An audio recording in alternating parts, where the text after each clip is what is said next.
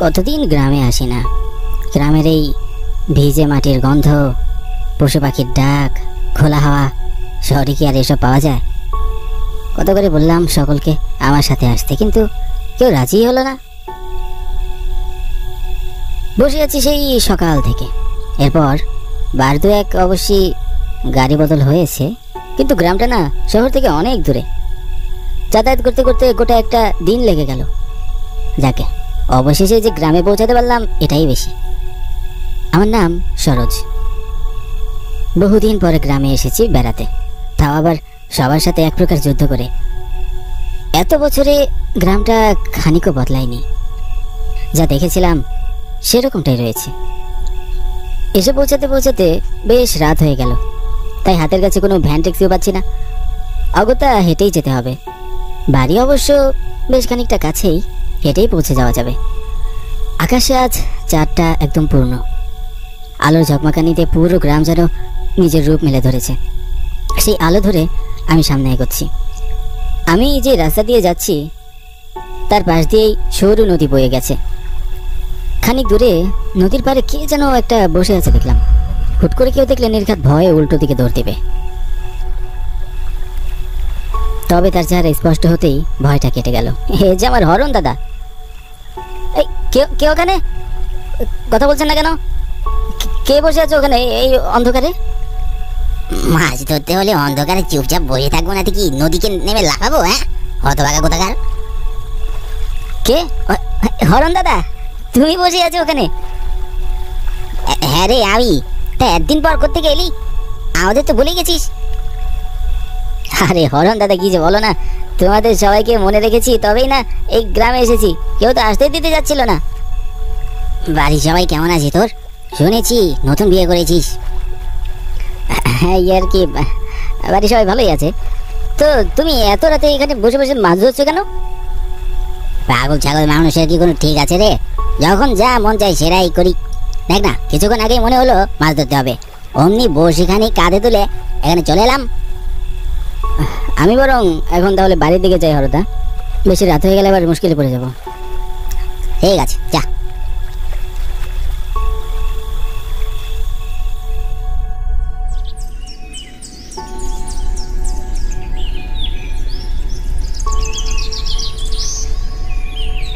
এতদিন পরে দেখা হলো, বল। তোর তো কোনো খোঁজ পাওয়া যাচ্ছিল না। আমরা ভাবলাম বিয়ে পর্ব হয়, তোকে আর দেখতেও পাবো না। কি বলেছিস? এতদিন পর মনে পড়লো আমাদের। হ্যাঁ, বলি তুই একাই এলি কেন রে? বাকিদের তুই সঙ্গে নিয়ে আসতে পারতি। ওরা কেউ গ্রামে আসতে যায় না রে। গ্রামে আসার নাম শুনলেই ওরা পালাই পালাই করে। এসেছিস যখন ভালো করেছিস। এই তোদের মনে আছে আমরা ছোটবেলায় সবসময় ক্যারাম নিয়ে গিয়ে খেলতাম? মনে থাকবে না কেন? মনে আছে। কত কষ্ট করে হরণদা সবার কাছ থেকে চাঁদা তুলে এই গ্রাম ঘরটা বানিয়েছিল, বল। চল আমরা আজ একবার সেখানে যাই। কতদিন গ্রাম খেলি না। হ্যাঁ, ওই ভূতের বাড়ি যাব? পাগলে পেয়েছে নাকি? ভূতের বাড়ি মানে কি বলছিস কি তুই? তুই এতদিন গ্রামে ছিলি না সরোজ, তাই তুই জানিস না। আমরা কেউ ওইদিকে আর যাই না হরণ দাদা মারা যাওয়ার পর। এই থাম থাম, কি বললি? হরণ দাদা মারা যাওয়ার পর মানে? হরণ দাদা মারা গেছে। কি কি পাগলের মতো কথা বলছিস তুই? পাগল হয়ে গেছিস নাকি তোরা? পাগলের প্রলাপ নয়, সত্যি বলছি। হরণদা এই ক্যারাম ঘরের ফ্যানে গলায় দড়ি দিয়েছিল, তারপর থেকে ওই জায়গাটা অভিশপ্ত হয়ে গেছে। সে মারা যাওয়ার পর আমরা অবশ্য কয়েকবার গিয়েছিলাম সেখানে ক্যারাম খেলতে, কিন্তু আমাদের সাথে অনেক উল্টোপাল্টা ঘটনা ঘটে, তাই আমরা ও অমুখ আর হই না।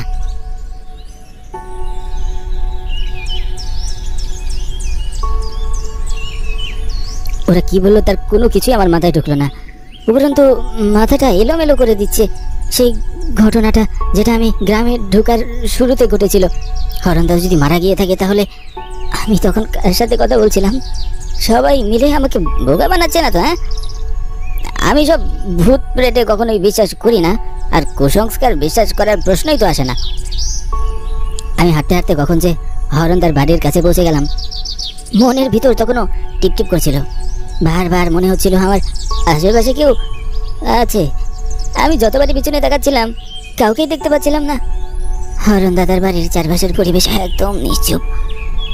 আগে হরণ দাদার বাড়ির কাছে এলে হরণদাকে দেখতাম কোনো না কোনো কিছু নিয়ে কোনো একটা কাজ করতো, কিন্তু আজ বাড়ি একেবারেই শান্ত। আমি বাড়ির সামনে গিয়ে কয়েকবার হরণদাকে ডাকলাম, হরণদা, ও হরণদা, শুনতে পাচ্ছ?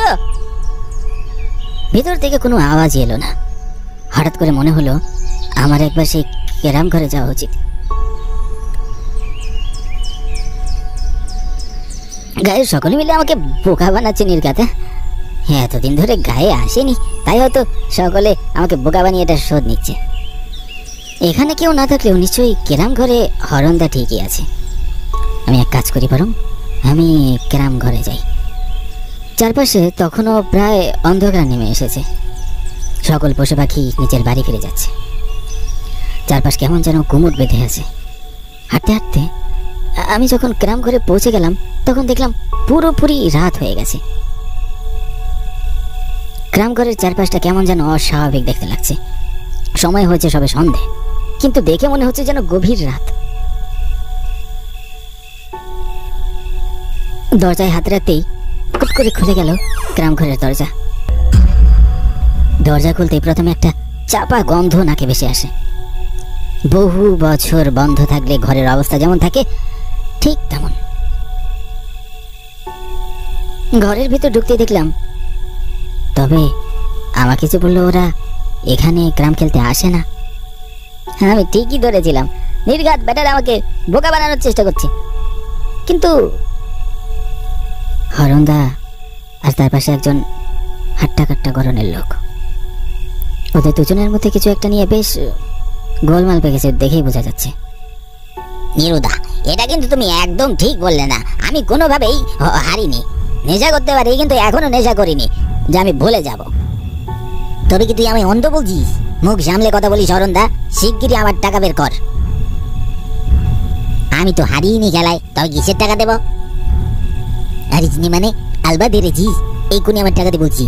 মাথাটা কিন্তু এমনিতে গরম আছে বলে দিলাম। আমি যখন হারিয়েনি তখন তুই টাকা কি করে পাবি শুনি? আমাকে বাড়ি যেতে দে বলছি। দিবি না টাকা? দিবি না? তবে দাঁড়া, তোকে আমি দেখাচ্ছি, মজা দেখাচ্ছি। আমি দেখলাম ওই লোকটা তর্কের এক পর্যায়ে পাশে থাকা সিগারেটের ব্যাগটা হাতে নিয়ে হামলা করে দিল হরণদার উপর। আমি চোখের সামনে ঠিক দেখছি না ভুল দেখছি বুঝতে পারছি না। হরণদা এক চিৎকার করে মাটিতে লুটিয়ে পড়লো। কলকল করে রক্ত বেরিয়ে যাচ্ছে তার মাথা ফেটে।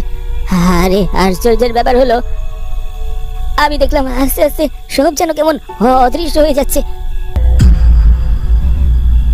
চোখের সামনেই তো দুজন ছিল।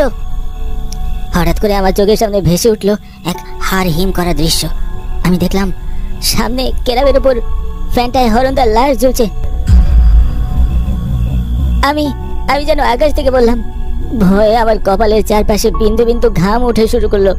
গলা দিয়ে আওয়াজ বেরোচ্ছিল না, কিন্তু তাও কষ্ট করে স্পষ্ট স্বরে ডাকলাম, হরণদা, ও হরণদা। সরোজ, তুই কি করছিস এখানে? কে? আমি আমি হরণ। হরণদা, তুই এখানে কি করে? তবে তবে যে ফ্যানের সাথে কার লাশ চলছে ওটা? কার আবার? আমারই লাশ চলছে। ওই বজ্জাত নিরু আমায় মেরে ফাঁসিতে ঝুলিয়ে দিল আর নিজে ভেগে গেছে।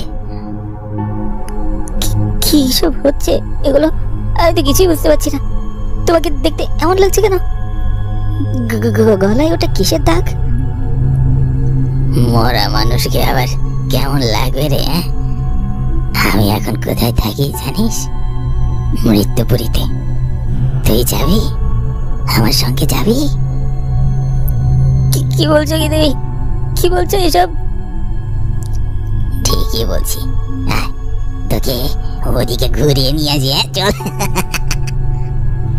হরণদা হাতটা লম্বা করে আমার গলা চেপে ধরলো, তারপরে আমাকে শূন্যে ভাসিয়ে তুললো। আমার যেন দম বেরিয়ে যাওয়ার উপক্রম। হুট করে পেছন থেকে একটা কাচের বোতল উড়ে এসে লাগলো হরণদার হাতে। তারপর আমি ছিটকে পড়লাম। মাটিতে পড়ে চোখ খুলে তাকিয়ে দেখলাম আরো একজন হরণদা। যে বোতলটা মেরে আমায় বাঁচালো সেই হরণদা। কি হচ্ছে আমার বুঝতেই পারছি না। এখন শুধু মনের ভিতরে ভয় কাজ করছে যে কাচের বোতলটি মেরে আমায় বাঁচালো সে হুট করে বলে উঠল, পালিয়ে যা এখান থেকে সরোজ, পালিয়ে যা। ওটা আসল হরণ নয়, ওটা হলো সেই শয়তান নীরু। আমাকে মেরে ও শান্তি হয়নি। আমার রূপ ধরে ও তোকেও মারার চেষ্টায় আছে। আমাকে মারার পরে আমি এখানে ওই নীরুকে মেরে প্রতিশোধ নিয়েছিলাম। তারপর থেকে এই শয়তান নীরু রাস্তার এখানে ওখানে ঘোরাফেরা করে সকলকে ভয় দেখায় আমার রূপ ধরে। আমি ওকে দেখে নিচ্ছি সরোজ, তুই পালা। আমি দেখলাম যে আমার গলা চেপে ধরছিল, সে আস্তে আস্তে খুব বদলাচ্ছে। আস্তে আস্তে সে হরণ থেকে নীরু হয়ে উঠল। ভয়ানক তার রূপ, শরীর থেকে যেন মাংসগুলো খসে খসে আলাদা হয়ে যাচ্ছে। চোখের সামনে শুরু হয়ে গেল নীরু আর হরণের ধস্তাধস্তি। হরণদা আমায় বারবার বলছিল বেরিয়ে যেতে। আমি এই ফাঁকে সুযোগ পেয়ে দৌড়ে পালিয়ে যেতে লাগলাম সেখান থেকে। আর কোথাও দাঁড়ালাম না, চোখ বন্ধ করে এক দৌড় দিয়ে বাড়ি ফিরে গেলাম। এরপর আমি আর সেই ক্যারাম ঘরে